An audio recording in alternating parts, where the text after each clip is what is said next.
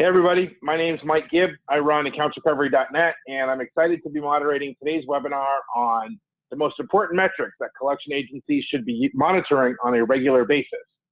Collection agencies can be fountains of data, but a lot of it is white noise and not really crucial to the success or failure of a business. Today, we've got a panel of experts from across the credit collection industry who are going to share their insights into the metrics and data points that collection agencies should be keeping an eye on to help their businesses grow and succeed. This webinar is being generously sponsored by TCN. You'll get the chance to hear about them a little later in our program. I want to take a quick second and say a few words about accountsrecovery.net. Accountsrecovery.net is a news and information platform for the ARM industry. The site publishes unique and curated content, maintains a number of email newsletters, hosts a lot of webinars like this one, and offers a number of exciting podcasts for the ARM industry, including one that I just launched last week, which is a deep dive into the CFPB's proposed debt collection rule. You check that out. The site is free for anyone in the industry to use. It's a great resource of news and insight to help educate and inform. I hope everyone will spend a couple minutes every day checking out what it's got to offer. Now, let me tell you a little bit about today's speakers. LaDonna Bowling is the Chief Compliance Officer at Contract Callers in Augusta, Georgia. She's got decades of experience in first and third party collections, focusing on utilities, telecom, and medical. She's very active with the Georgia Collectors Association, a member of Inside Arms Compliance Professionals Forum, and is a certified instructor for ACA International. She also holds the Credit and Collection Compliance Officer designation, as well as the International Fellowship of Certified Collection Executives designation. LaDonna was also the 2016 recipient of the ACA International's Kurt Swirsky Award for Outstanding Leader in the Credit and Collection Industry. Mike DiCarpio is the Director of Collections at BCA Financial Services. With more than 25 years of experience in the ARM industry, Mike joined BCA Financial Services in 2018. His core focus has been staff development and motivation, and the paramount piece to that has been identifying the right people up front. Mike says Mike wrote he does a terrible job of describing himself and writing bios, so don't be like Mike. Michael Loggett is the President and Chief Financial Officer at Delta Outsource Group. Michael spent more than 2 decades in collections and management roles and is responsible for all billing, collections, and accounting functions for Delta. He has also managed credit and collection staff in multiple locations and has managed portfolios of $500 million. He has also achieved a Lean Six Sigma Green Belt certification. Thanks to all our panelists for joining us today. The format for today's webinar will be a panel discussion. We encourage everybody to submit questions, and we'll get to them either as the discussion is ongoing or when the discussion has concluded. To submit a question, please enter it into the question tab on your Zoom webinar control panel. This event is being recorded, and a recording will be made available later today on accountsrecovery.net webinar recordings page. Finally, I just want to take a quick second and ask everybody to fill out the fill out the survey that should pop up on your screen when today's webinar is over. You'll also receive an email tomorrow with a link to access the survey. Participating in the survey helps me develop content that is what you're looking for and make sure the speakers for these events are the people you want to hear from. Would really appreciate your insights if you're willing to share them. With that, let's begin our discussion, and let me go around the panel and ask, what do you think are the 3 most important metrics that collection agencies should be tracking, and how often should collection agencies be keeping an eye on those particular figures? LaDonna, why don't you go first? Well, thank you, Michael. Well, I think a lot of times we do break it down into little silos, but holistically, it's people, process, and technology. And then under each one of those, there's different KPIs that goes along with that. And I think that DiCarpio probably agrees with me. Actually, I think he's having some audio problems, so I'm trying to fix that. Michael, why don't you follow up on LaDonna's answer? Yeah, I would agree with her on that one. People, processes. The primary ones we focus on, to be a little bit more specific initially, is what I consider the 101s. Attempts, right party contacts, and conversion rate. And then also per employee per day kind of a thing. There's so many metrics that you can go after. You can dig yourself into a hole and never get out of if you're not careful. But I would agree with her on people, process, forgot the last one, technology. Yeah. So, You notice he said he'll agree with me on that one. But what about the best times to call? Because, historically, I think as agencies, we always thought we had to work till, 8 or 9 o'clock at night to make those right party contacts. We worked on Saturdays to make those right party contacts. Are you guys tracking your RPCs after hours now and on Saturdays and making any changes in those? well, it's interesting.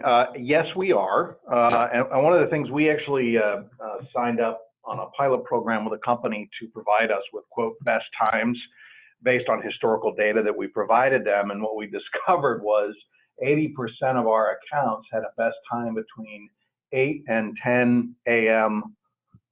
Consumer time.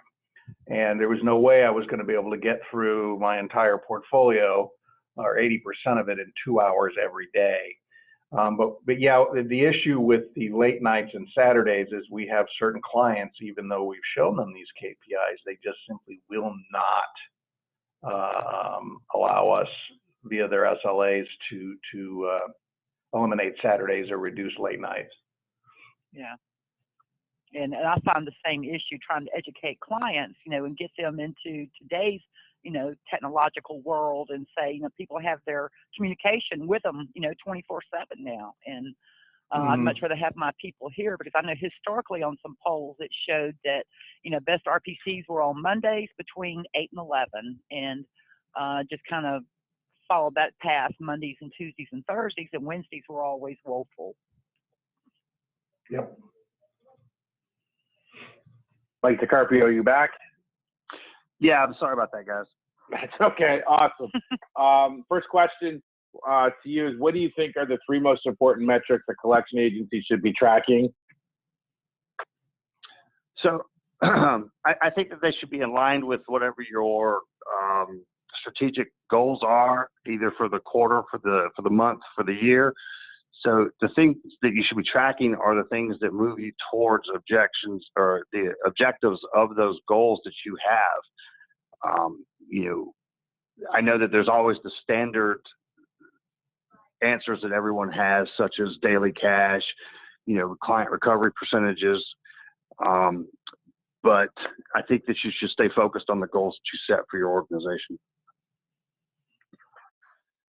Do you break it down with, operational metrics? Because if you look at it, you break it down to people, process, and technologies, and then there's operational metrics where we're looking more at RPCs, cost of contact, agent utilization, and then, there's business effectiveness, which, that's looking at it from an external focus and focusing heavily on the P&L and, the revenue. So how do you bring these two together? Well, and I think that's where your objectives come from. Where I'm at right now, one of our big objectives is retention. And so the better that we can retain our staff, and this is, I'm not going to say anything that nobody already knows, but the more you retain our staffs, then the better our situations are, because then we can hit RPCs, we can actually hit the rest of those metrics, and they tie together by keeping the staff that you got. So, what are we doing to track retention in terms of improving it over where we've been or where we want to be? And then I think the same thing holds true with the RPCs. So what impacts RPCs, not necessarily the RPC themselves, but what are the other things that you're trying to accomplish that's going to have that impact? And then those are the things that I want to track in terms of the top 3 that I have, not necessarily the RPC itself, but the things that influence it. Interesting. Because I was looking at employee satisfaction as well, is sometimes a metric that we overlook because we're so caught up in, right party contacts, average handle time, not ready time, and all those things. And, we're overlooking the employees and, how satisfied are they with what they're doing? Yeah, and that's such a hard one to do too. Employee satisfaction is very difficult to measure because it's so variant. So it's a tough, and by gosh, if you guys have figured that one out, let me know, because I'm looking for that now. Well, I was hoping to get the answer from you guys today. Yeah. I'm curious, Mike DeCarpio. I think you're spot on when you talk about how the what you're tracking should align with your strategic goals. Do you have a couple or maybe at least one example you could share about how that, how that should sort of look within a collection agency? So don't put me on the spot or anything, will you? No, not at all. Yeah, no. So, I mentioned retention a second ago. Retention is a big thing for us because, we, as an organization, we were not happy with our 2018 retention. And we have 2 locations, and one is tracking pretty good with where we want to be, where the other location's not. So then we have to break down those metrics in there. So is it based off the hiring? Are we hiring the right people? Are we handling them the right way? Are they trained and they're coached in the same fashion? So what we want to do is track the progression of the employee. When are we losing them? At what points in time? What's the average tenure of the people that are leaving? And so, I mean, these are just some of the things that we're kind of tracking as it turns, as it relates to the retention piece of it. I hope I answered your question. No, yeah, you're good. I appreciate it. Let's sort of flip the conversation a little bit. Are there metrics that are often overlooked that, as being more important than they truly are? I'm curious if anybody has any sort of hidden gems in terms of the metrics that maybe some other agencies or other executives aren't looking at, but maybe should be. Michael August, your turn. Wow. That's a tough question. I don't know if most agency executives that I've dealt with probably look at too much. One of the ones that we are looking into this year is what we consider first contact yield. So, because your costs are so much lower if you can secure funds on that first contact. So I don't know how many others are looking at that, but that's one that I think is valuable from a cost perspective. And if you can increase that, then you're not only collecting more, but you're spending less doing it. Yes, and I think tracking letter effectiveness is also a good way to look at, cutting down on cost. And this goes back to educating your clients. We have some clients who are, contracts say you must letter on receipt, and we try to prove that, well, really, we make more money the other way, and our recovery doesn't go down, but I think that's an area that needs to be focused on as well. It's how effective are your letters, and then how effective is your skip tracing, because we spend a lot of money with waterfalls and scores and numbers, and I'm trying to think of a good way to measure that, to see, are we getting back what we're putting in? Is there a return on our investment? And if y'all have some tips on that, I'd certainly welcome them. Everyone's jumping to help LaDonna. We're all having conversation with clients to try to reduce costs and get them to understand effectiveness. I think from the conversations that I've had with many clients, there's an internal battle going on between their operations and their compliance teams, and what their expectations are, and the letter has to go out, and then you get into an argument with the clients, or not an argument, or discussion with their general counsel about why a letter is only required upon contact, so I think not only are you having that conversation with your client, but there's their own internal debate going on that you may not be a part of. Understood. Excellent. Well, we have a question that's coming from the audience, and I'm going to ask it now, if only just to take care of it, but also to remind everybody, if you have a question for one or all of our panelists, please enter it into your Q&A tab on the Zoom webinar control panel, and we'll try and get to it before the end of the discussion today. The question is, are there any significant changes in metrics that are more or less important now, given the proliferation of online self-servicing? I guess people who are making payments via web portals. Has that affected you? Well, that's Yeah, a go good ahead. question because, we're just now branching out into different, communication channels with, an app, a mobile app, codes on our letters so they can take them to the mobile app. And we're noticing a lot of traffic going through here, but we don't have enough data to where we can give any numbers to, say that it's valuable or we need to track this more. But I will add from a compliance perspective, the more communication channels you open up, the more opportunities you have to overlook, requests from a consumer. So I had to throw that in there. Sorry. No, And I that's would completely say, fine. from my perspective, to piggyback on what she's saying, I mean, the use of technology and email and text messaging and going to the website, and we've had a couple of conversations with vendors that offer the online negotiator and stuff. I think the CFPB and finalizing those rules is really going to help that area and help agencies understand how we can effectively use those mediums to impact performance. Yeah, I tend to agree with both of these guys as well. Multi-channel communication is going to be extremely important, and it actually ties into the last two subjects together because, quite frankly, the biggest expense that we all have is resource and labor, and being able to utilize multi-channel communications to possibly maneuver some of the standard communications away from telephonic dependency is going to be important as we move forward and progress. It's going to cut our labor costs, and it's also going to increase our RPCs in a different platform.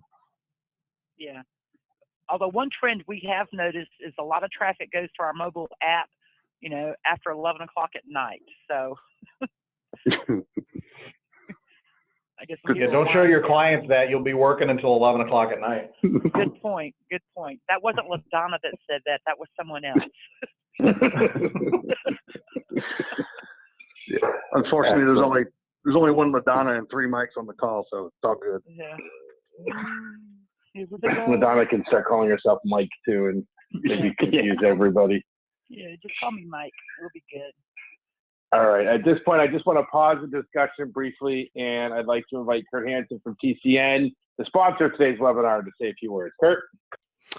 Yeah, thank you. Thank you, Mike, for allowing us to be here, and the rest of the panel as well. TCN's, we love to be a part of these. We're very committed to the accounts receivable and collections industry, is not only in developing technology and providing solutions, but also in petitioning our industry leaders and elected officials for better TCPA regulations. So just quick intro of who TCN is and what we do.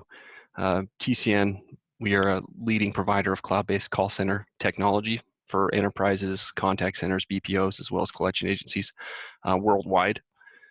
At TCN, we combine a deep understanding of the needs of the collection users as well, and couple that with a highly affordable delivery model. By doing this, we ensure immediate access to robust call center technology, all the expected things such as SMS, email, predictive dialer, IVR, call recording, as well as we have a very powerful built-in business intelligence and business analytics and other compliance tools that help operations while adhering, callers' requests and TCPA. TCN, we have over 2,000 customers, and we serve various Fortune 500 companies and enterprises in a multitude of industries, including the collection space, of course, as well as education, healthcare, automotive, political, customer service, as well as others. I would like to call out attention to one recent release that we've put out, and that is with our new compliance suite platform. And that now includes natural language compliance, which is an industry first. TCN's platform, we don't just safeguard call center compliance against the TCPA. It's designed also to help automate compliance and minimize risk as regulations and rules come and go. Features like natural language compliance and manually approved calling. We can help users control when and how they contact and when communications happen. So that's a pretty exciting thing that we've been able to roll out recently with the natural language compliance. But if you do want more information, please visit us at tcn.com or follow us on Twitter at TCN. Again, thank you for letting us be here. Awesome, Kurt. Well, thank you for your remarks, and thanks again to TCN for sponsoring today's webinar. I'm sure I speak for all of us when I say we appreciate your generous support. Now, picking up our discussion where we left off, we've talked about a lot of different data points. I'm sure we're going to talk about a lot more through the rest of this discussion. I'm curious, what are the best ways for agencies to keep tabs on those different figures? I mean, are those data points that the software they're using should be able to generate, or is it more sort of manual processes that they're going to have to go in and dig some of these data points out? You know, what are some of the best practices in terms of actually getting hands on the numbers? Mike DeCarpio, would you mind going first? No. So, you know, all of our software packages have reports that are pre-canned that are available to us. And they do provide us some of the information that we need. Unfortunately, to get down to the deeper problems, you have to be able to extract that data, whether it be through some type of reporting that you have or dashboarding that you create within, the framework. And, you have to dig down and you have to massage the data to get out what you need from it. So what kind of reports do you guys look at? Besides your canned reports that show you, your strategies, or your results from your dialing. And so what kind of reports do you get? Or do you customize? So, I'm sorry, was somebody else going to say something? No, go ahead. All right. So, we all pretty much get the same reports. We all have a dialing system that we always extract that data from, whether we're looking at abandon rates, call volumes, connects, outbound calls, connects to those, and what we missed, what opportunities were dropped from there. And then, we're always looking at daily cash as a daily number that we're looking at. These are standard first thing in the morning before my eyes open, and I'm looking at these reports to see what we're doing. And then from there, it depends on where the journey takes us that day. What's the biggest issue of the day, and what are we tracking in terms of strategic planning, or whether or not we have a client need that requires us to deviate from a normal day, because there are no normal days. Yeah. Does anybody here belong to a benchmarking group? So how do we know that what we're measuring is the norm or the average? And, we're always going to have it, to our certain business model, but you kind of sometimes like to have a feeling that what you're doing is normal and the results you're getting are normal. And how are we measuring ourselves? Well, I'm not aware of, outside of ACA, of any kind of benchmarking. And I think part of the issue you run into that is, medical collections versus financial services versus, other types of business. It's all going to vary. As far as reports, we have the standard canned ones that come with the software packages, and then we have our own internal stuff that we put together as kind of a monthly summary, which we've been tracking for years. And we tend to benchmark ourselves against prior performance, either prior month, prior year. It just really depends on the metric. But, if anybody knows of a benchmarking group that we can get some decent numbers out of, I would be all game for that. Yeah. I'll also just add that all of us are in a competitive environment where we're competing head to head with other organizations. So that's part of the benchmarking, as well as how you're performing in comparison to the competition for the same portfolios. Yeah. We get on those champion challenger situations and scorecards, and it's usually neck and neck. So a lot of times you can tell, okay, well, they might be doing some of the same things we're doing, but I've seen some operations where they throw every resource they have just to be number one on a scorecard. And I know from a business perspective, that's not going to yield, it's not going to do your bottom line. So, I think it's important that we all know what we're throwing at these things to be number one on the scorecard. I'm curious, Mike DeCarpio, going back to something you were talking about with regards to the reports you read before you open your eyes. do you have a routine? Are there certain reports you have to look at every day, or just sort of everything, the day just doesn't feel right? Well, I always want to know what my abandons were the day before. So I always look at that report first, and then I always want to look at what cash is. So those are standards for me. What did we do yesterday in terms of cash? Is it in line? Is it consistent with where it should be? And then abandon rates. Are we servicing our clients in an appropriate manner? We're 100% healthcare, so we service the healthcare industry. So those things are very important to our partners. Yeah.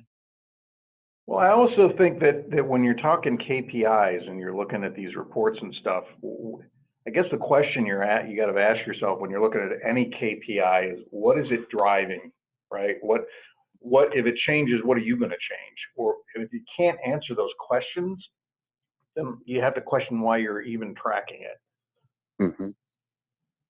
Yeah. So if you're not doing a gap analysis, then, it's pointless. Like with post dates every month, we like to see an increase in post dates. Well, why? And what does that mean? And at what cost are we increasing our post dates? Right. I guess that's the second part of the data. If you're looking at a data point and you see something, what do you do then? Is there do you sort of just kind of keep an eye on it for a couple of days? Like if it's a daily thing, like the cash you were talking about, the cash report, if it's a daily thing, do you sort of wait a couple of days before you make any changes? Or, how quickly do you react to something you see, when you're looking at these metrics that you're keeping a close eye on? Well, it's like everyone else's world. You get to know what the rhythms are within the information that's there. You don't want to be reactive. That's the worst thing that we can all do, is be reactive to any indicator. But what we have to do is analyze and figure out why it's happening, and figure out. I think Mike Locke's just hit on it. You have to know what is pushing the needle on certain things, in which direction it's pushing it, and why. And that's where you actually go through and utilize the rest of the KPI that we have available. There's so much information that we all have that it can, quite frankly, it can be paralysis by analysis, because you're just looking at too much. I used to work with a guy years ago that his favorite quote was, "If you're looking at everything, you're not looking at anything." And so you have to know which, did you have attendance issues? Were you having other issues that may lead to a lower cash day? And when do those things take impact? Or did you miss some files? Is there IT issues that are related to causing these? So you have to know the business. You have to know, the environment, to know how these things are impacted, and whether or not you should be reacting to or acting on information that's in front of you, such as a low cash day. Yeah, like Mike said, he looked at certain reports before he, opens his eyes. The first thing I like to do is, when I come in the mornings, I'll look at the number of accounts that were worked the day before, and I'll compare it to the day before that and to the same time last month. Then I'll look and do a query on accounts that have been in the system, 1 to 8 days with 0 attempts, because I'm looking for things that are falling through the cracks with, missing the work effort, so to speak, or, getting built into our dialing strategies. That makes sense. Excuse me. Are the data points that you've mentioned, are you sharing those with the entire office? Are those sort of more for your eyes only report, for your eyes only data, or is it a combination of both? Sort of what data points maybe do you consider sharing with an entire office on a daily or regular basis?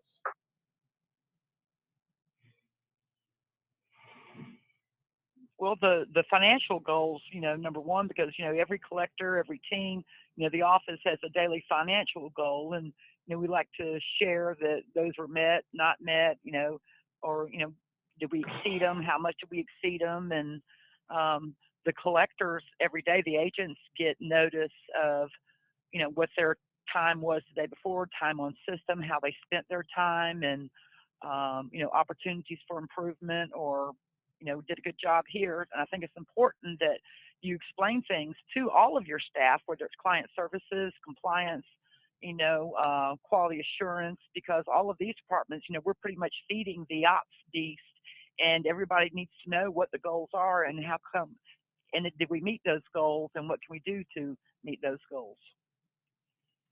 I think everybody needs to know everything. I like to share. Yeah, we share everything with our staff as well. Yeah, I think that's how you create an empowered workforce, right? If they feel like they're a part of a larger organization and what they're doing and how it drives results and why we do the things we do, I think what that does is that gives them that sense of inclusion, and I think that's very important for retention, as we previously talked about, but also in hitting those goals and hitting your numbers. Yeah. And to piggyback on that, they also, sometimes the staff actually provides great suggestions that are executable. Yep. I'm going to ask listen to you the for an soldiers in example, the right? trenches. You're both right. I'm going to ask you for an example, Mike, right? Of a time when a staff made a great suggestion. It happens every day. There's all kinds of suggestions. These are the guys doing the work.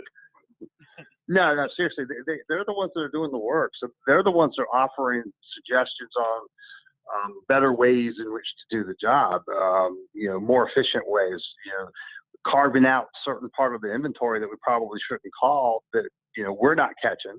They're catching it because they're talking to them. So it gives us something that we can actually go and modify our campaigns, because certain things you don't have to call the same frequency as others.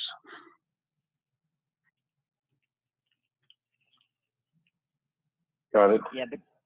Talking about being transparent and sharing everything with the staff, what about clients? Do you take that same approach with your clients? Are you sharing as much data as they want to get, or as much data as you think they need? Is it more of a pick and choose?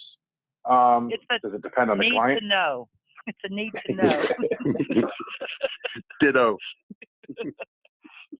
Agreed. Yeah, I don't like to throw. Well, I guess the question is, how often do they need to know then?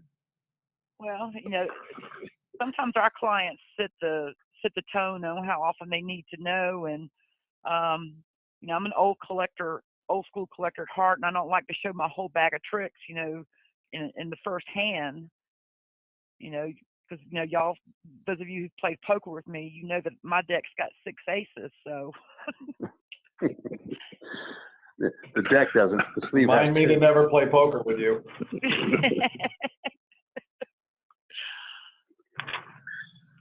We've got another question that came in from the audience.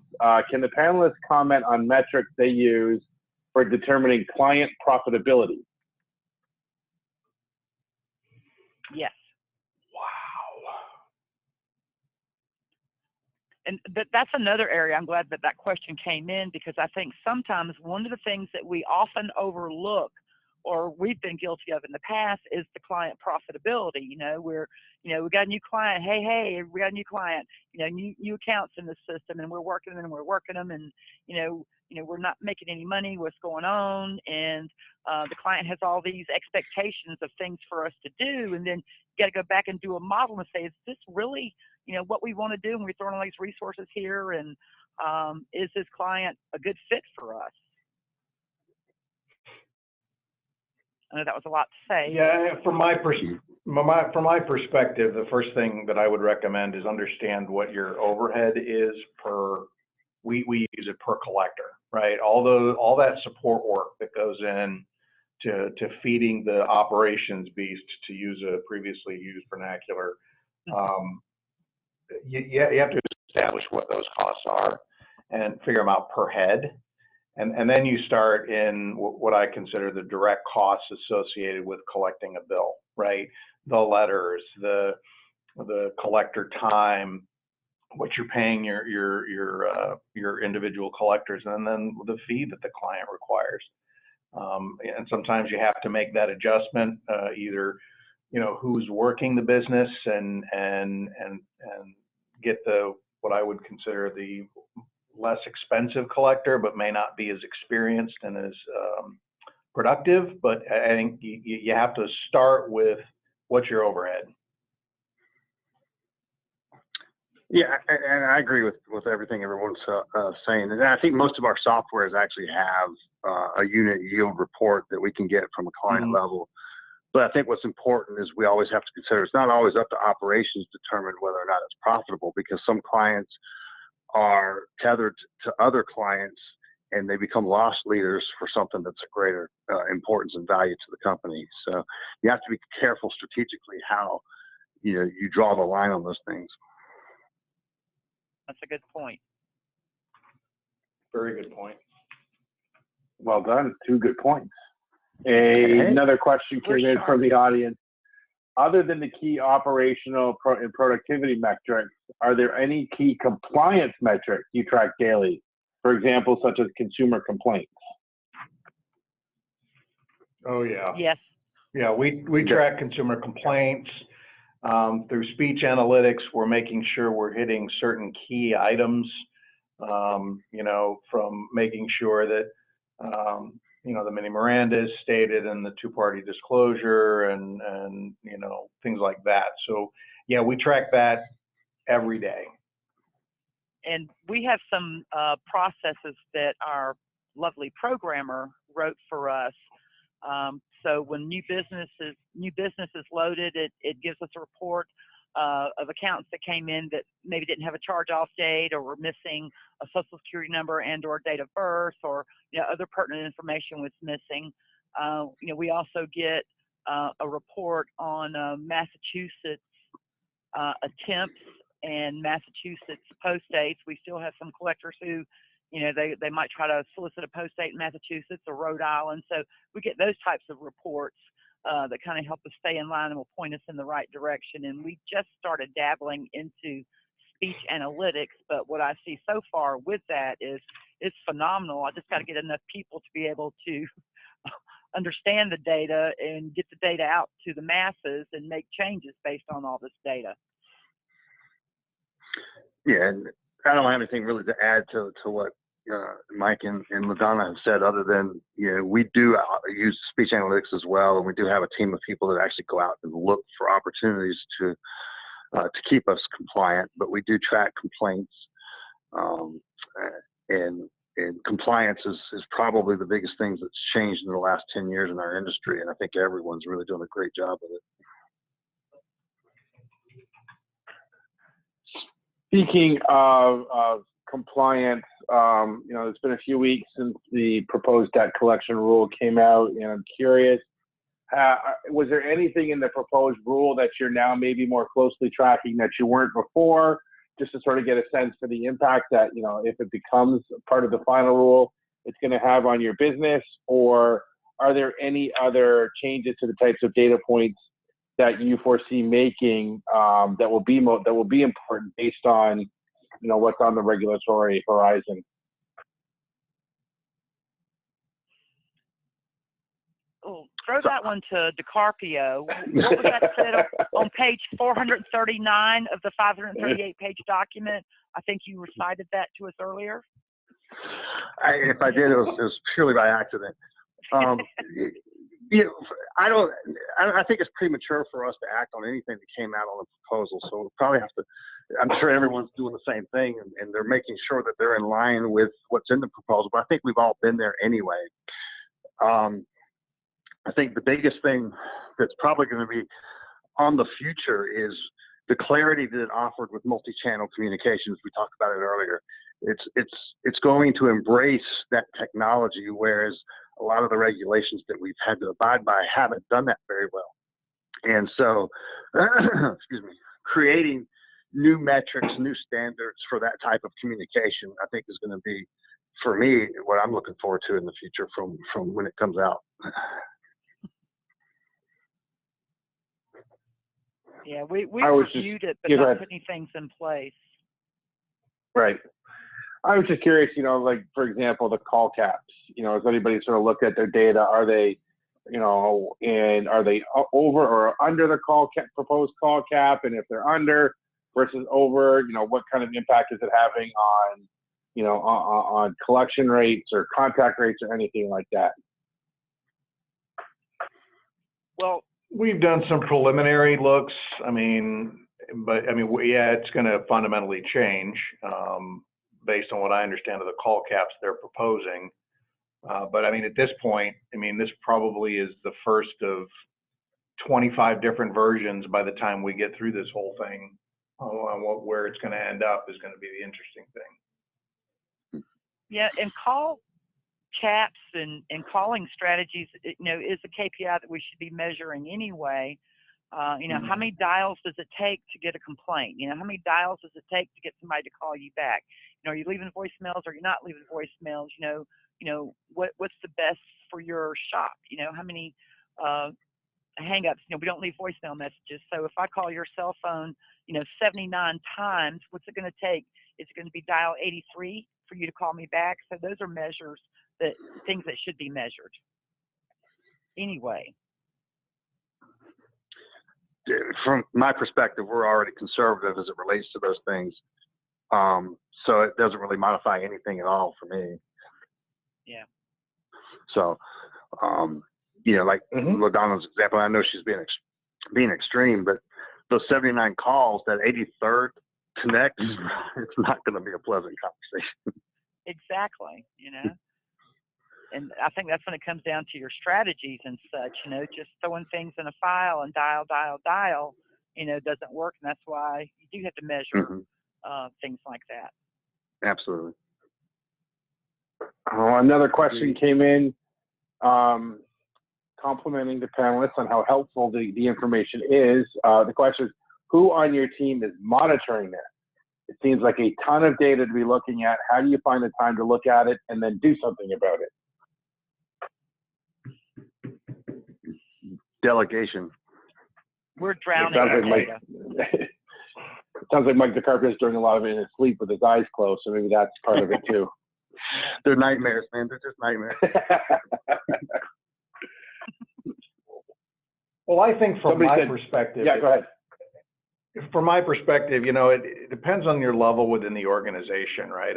A manager in charge of a team is going to look at certain key metrics as directed by senior level, right? I mean, I don't want them looking at, you know, too much detail because I want them on the floor working with the team, improving the metrics rather than diving into them. So really it's a cascading effect through the organization, and it kind of rolls downhill based on what senior management's looking at and where they want them to focus their efforts. So I think it depends on your level of the organization and what you're looking at from either strategic or tactical, depending upon your level. Yeah, that was so much better than delegation. They have analytics people that you know, put reports out daily, and you know, it's getting people to digest that information. Like our dialer manager is very helpful, you know, with dialing strategies and results that they're seeing from our dialing resource, and the frontline supervisors are very helpful. And you know, it pretty much takes every department to bring it all together, you know, so that everybody can understand it. One person. Well, to steal that term, that was used before, you know, you can sort of, you know, bring an onset of analysis paralysis if you're just spending all day looking at your data and not necessarily doing anything or doing all the other stuff you're supposed to be doing. So I think sort of how you manage that time and, you know, sort of delegate or determine or prioritize and triage, I think is a very important aspect to putting these, you know, making the changes that need to be made based on the data that you're reading.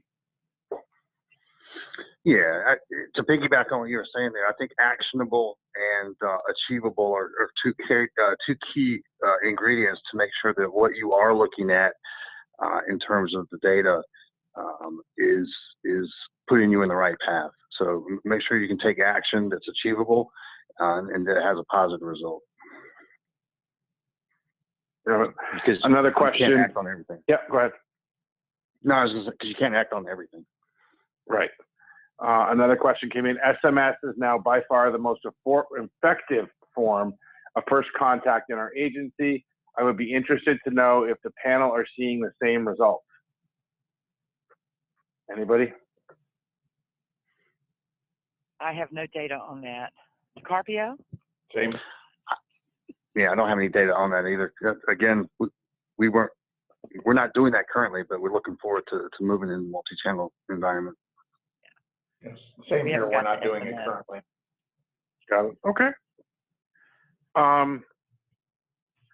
A question that was sent to me before the webinar started, and I wanted to get to. I would like to discuss right party contacts and how they appear to be down across the board. What are some practices being used and the frequency of them being used in terms of monitoring RPC rates and doing something about it? Of course, that could be a whole other webinar. Well, I think that goes back to the basics, looking at your data right now and where your RPC is coming from. Is it letters, an outbound dial? Is it credit reporting? Then, looking at when these RPCs are happening and just compounding on that, based on the information that you already have. We can't make people pick up the telephone, and, opening up other communication channels is going to be a help. But, until we get the regulatory support that we need to get into these, other channels and, and feel comfortable without having to look over our shoulder with everything we do, we're going to have to make the best of the data that we do have.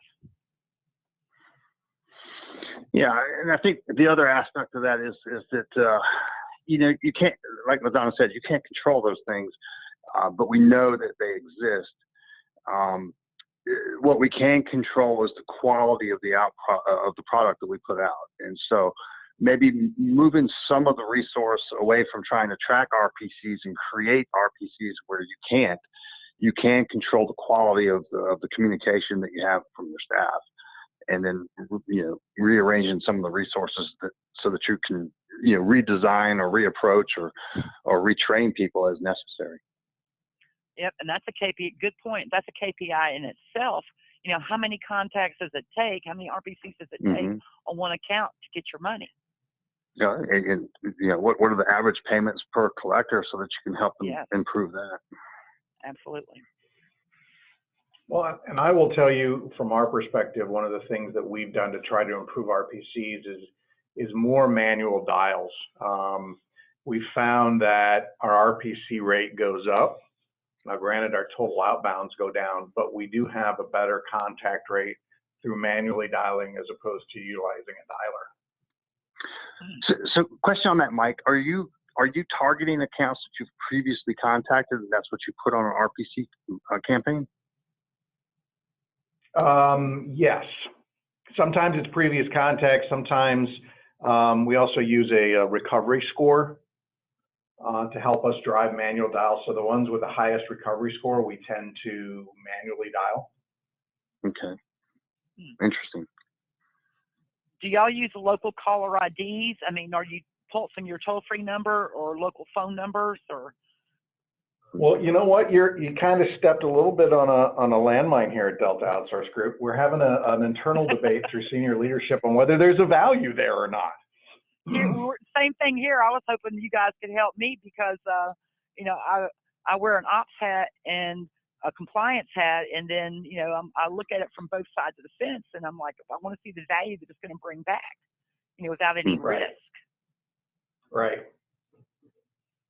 And I was we hoping use that one of local. you smart mics had figured it out. She said smart mics. That's you. That's her way of saying that wasn't meant directed at me.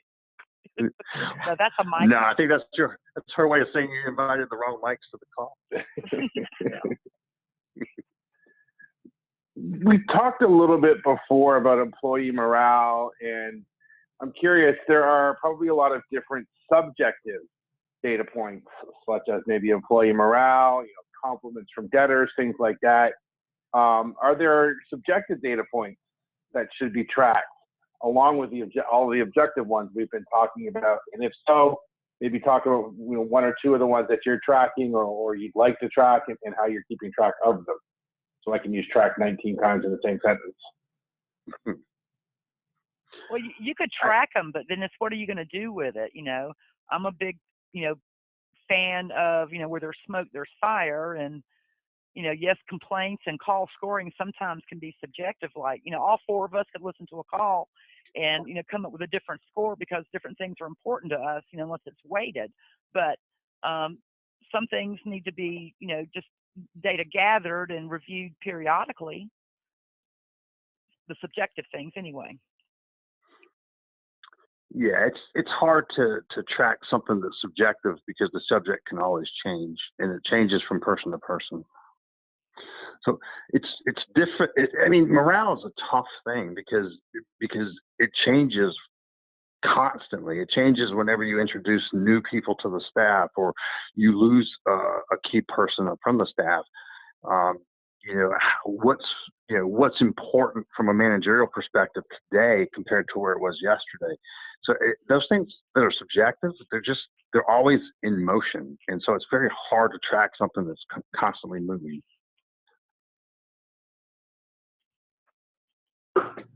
Moving targets, very difficult to track.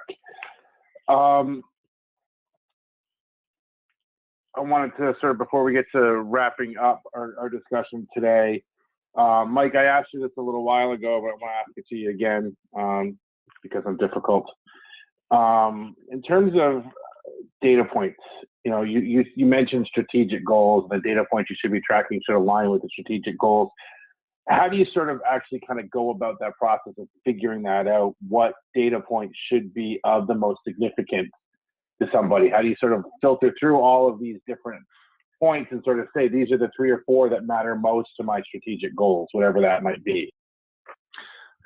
So you're constantly evaluating strengths and weaknesses, where you are, what you want to accomplish, and how far away from where you are that you actually exist. And so with that, what's the first step that you need to take? What's the step towards accomplishing that goal? And so those are the data points that you want to track. Granted, there's a multitude of data points between where you are and where you want to be, but tracking like the furthest point doesn't do you any good, because then you're just tracking a mark that's not going to be moving that much. So you want to kind of stage it to where, what's the first step that I need to do to get me from point A to point B? And those are the data elements that you want to track within that. And then you constantly reevaluate, and then you constantly create new waypoints along the path.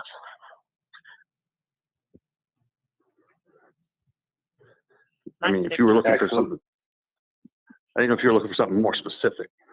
No, that's fine. Does anyone want to agree or disagree with Mike? Mike's right. Mike's right. Yes, I am. Excellent. Well, we've only got a few minutes left, but before we wrap up, what I'd like to do is something I've been doing for a while now, is go around the panel and give each of our esteemed panelists a chance to share any parting words of wisdom, any key takeaways, anything they didn't get a chance to talk about but wanted to maybe mention because they thought it was important and we just didn't get to it today. But just to sort of offer any last words of wisdom before we all depart and go back to the rest of the workday. If you don't mind, we'll go one by one at a time. Mike DeCarpio, you can go first. Oh, no, please, let LaDonna go first. Ladies first. Yeah, okay. I'll remind you of that one. Just if you can measure it, you can manage it. And, just have a solid process, for measuring your KPIs, looking for doing a gap analysis, looking at ways to close those gaps and, implementing action plans to improve. Okay, excellent. Michael August. Don't try to boil the ocean when it comes to KPIs. Pick 3 or 4 key ones that you want to focus on, and they can change quarterly, halfway through the year or year end. But don't get lost in the data that you analysis through paralysis. And then the last thing I have to say is go Blues. I like Don't Boil the Ocean. I'm not a Bruins fan, but I'm happy there's a hockey fan on the webinar. There's not enough of those going around. Mike DeCarpio, you get the last word. All right. And those two made some excellent points. The only thing that I would suggest, and I'm sure that there's different levels of management that are on the phone listening. Everyone has fantastic ideas, and sometimes ideas aren't supported by time, but doesn't mean it's a bad idea. But utilize the key indicators for your argument to support your ideas as you present them to your superiors. Say what? Excellent. Oh, I love this group. I do too.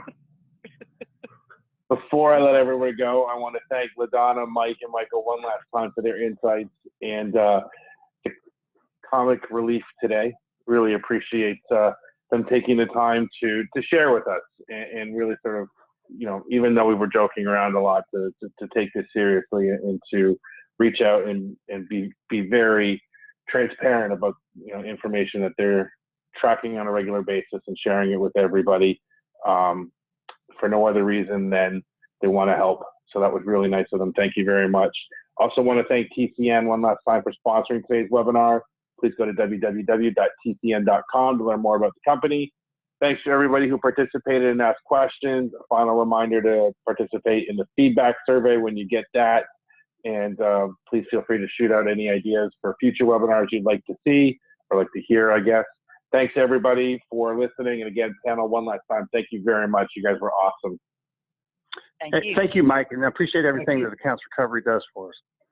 Awesome. Well, excellent. Well, everybody enjoy the rest of their day, and we'll be back soon. Take care. Bye.